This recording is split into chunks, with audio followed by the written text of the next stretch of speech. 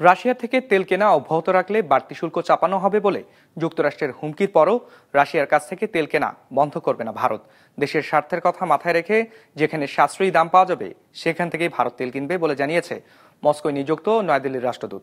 Desk রিপোর্টে বিস্তারিত। ওয়ালটন এখন দেশের সীমানা পেরিয়ে পৌঁছে গিয়েছে 50টিরও বেশি দেশে। ওয়ালটন, ঘরে ঘরে বিশ্বজুড়ে।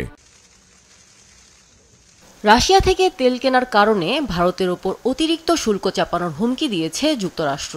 তবে মার্কিন প্রেসিডেন্ট ডোনাল্ড ট্রাম্পের হুঁশিয়ারির পরেও রাশিয়ার কাছে থেকে তেল কেনা বন্ধ করেননি ভারত। উল্টো মস্কোয় নিযুক্ত নয়াদিল্লির রাষ্ট্রদূত জানিয়েছেন, যেখান থেকে সাশ্রয়ী মূল্যে পাওয়া যাবে সেখান থেকেই তেল কিনবে ভারত। রবিবার রাশিয়ার রাষ্ট্রীয় সংবাদ সংস্থা তাসকে বিনয় কুমার জানান, নয়াদিল্লি দেশের জাতীয় স্বার্থ রক্ষায় পদক্ষেপ নেবে।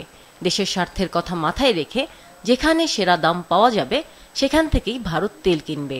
এ সময় বিনয় আরও বলেন, যুক্তরাষ্ট্রের সিদ্ধান্ত শুধু অন্যায্যই নয়, বরং অযৌক্তিক ও অযথার্থ।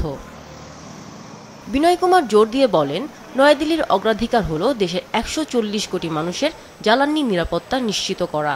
নয়াদিল্লির জ্বালানি নীতি বাইরের চাপ নয়, বরং জনগণের জন্য নিরবচ্ছিন্ন জ্বালানি সরবরাহ নিশ্চিত করার উপর নির্ভরশীল।